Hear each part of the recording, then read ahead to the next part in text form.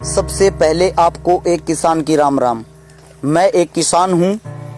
मेरा दिन हर रोज सुबह 4 बजे उठकर शुरू होता है। सबसे पहले मैं सुबह उठकर भगवान का नाम लेता हूँ। उसके बाद अपने पशुओं की संभाल करता हूँ। अपने पशुओं का काम खत्म करके मैं खेत जाता हूँ। आप सोचते हो ना किसान कितना कमा लेता होगा। आओ आज आपको बताते हैं किसान कितना कमाता है। किसान की कोई छुट्टी नहीं होती। वो 12 के 12 महीने खेतों में काम करता है, चाहे वो तपती धूप हो या ठिठुरती ठंड हो। किसान कभी भी अच्छे कपड़े नहीं पहन सकता क्योंकि उसका काम ऐसा ही धूल मिट्टी वाला होता है। इससे अलग सांप बिच्छू जिन चीजों से आपको डर लगता है ना, किसान उन चीजों से हर रोज खेतों में खेलता है। उन चीजों का किसान को हर रोज सामना करना पड़ता है। उसके बाद एक किसान अपने खेतों में पानी देता है, खाद लगाता है, बीज बोता है, दवाइयाँ छिड़कता है, लेकिन उसकी फसल बड़ी हो जाती है। उसके बाद वो फसल भगवान भरोसे होती है, क्योंकि एक छोटी सी बारिश आके या ओले आके उस फसल को नष्ट कर देते हैं और उस किसान की सारी उम्मीदें टूट जाती हैं। उसके बाद अगर वो फसल कर भी लेता है अपनी अच्छी, वो फसल को लेकर मंडी में जाता है।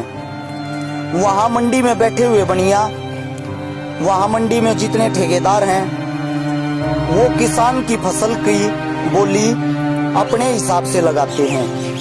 एक किसान ही ऐसा इंसान है जिसकी कीमत सरकार लगाती है। वो अपनी फसल की कीमत अपने आप नहीं लगा सकता कभी भी। और बाकी आपने देखा होगा जितने भी बिजनेस काम करने वाले लोग हैं, वो अपनी बिजनेस का, अपने काम का दाम अपने आप लगाकर बाजार में बेचते हैं। आखिर ये हक किसान को क्यों नहीं दिया जाता? क्या खेती करना एक आसान काम है? अगर आपको लगता है खेती करना एक आसान काम है, तो आप कभी अपनी कुर्सियां छोड़कर ऑफिस से खेतों में जाकर काम करके देखें। आपको तपती धूप का, ठिठुरती ठंड का पता लग जाएगा कि वहां काम करना कितना मुश्किल है। और अगर किसान की फसल बर्बाद हो जाती है, वो अपना घर चलाने के लिए सरकार से लोन लेता है। लोन लेने के लिए वो मजबूर होता है, क्योंकि उस पैसे से उसको कोई अय्यासी नहीं करनी होती। उस पैसे से उसको अपना घर चलाना होता है। अगर आपने किसान के घर में जन्म लिया हो ना, तो आपको पता लगता है।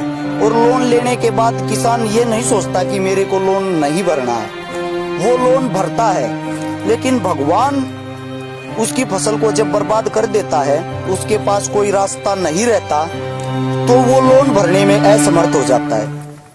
इसीलिए किसान लोन नहीं भर पाता। और जब वो लोन नहीं भर पाता, उसके चारों तरफ से रास्ते बंद हो जाते हैं, तो किसान के पास सिर्फ एक ही रास्ता होता है। वो रास्ता होता है आत्महत्या का। इसीलिए किसान आत्महत्या करते हैं। आप आत्महत्या करने पर मजबूर ना करें, इस बात को समझें। जय हिंद।